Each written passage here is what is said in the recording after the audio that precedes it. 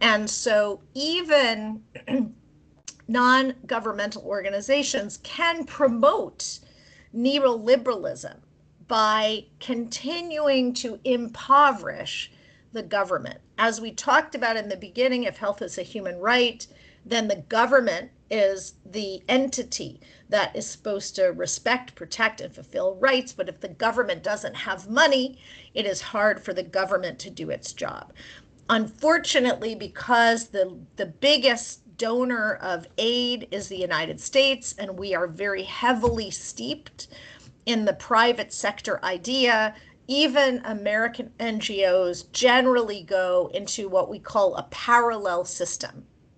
And because we don't allow that money to go into the public sector, it ends up in three or four different things. One is we do a lot of trainings and behavior change.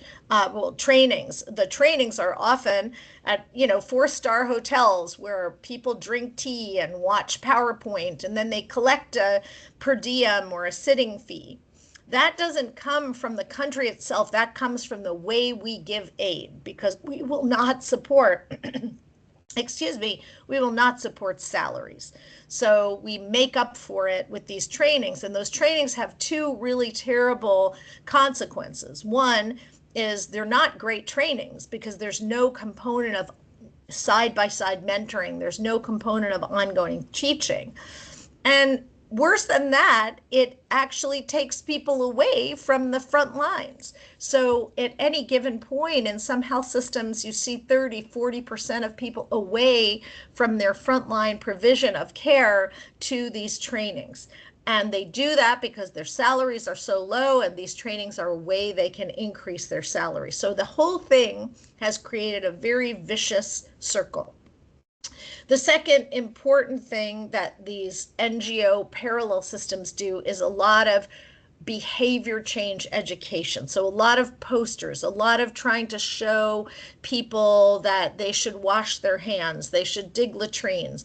And while we might all think that health promotion and education is important, it is not really relevant if people don't have soap, if they don't have the means to protect themselves. And prevention of behavior change is only one part of a big component of providing healthcare as a human right. So those programs do nothing to treat the sick. And then the third thing is there's lots of consultants that are hired, people like me who go and, tell the governments do this and do that. So all of that money goes completely parallel to the national health system.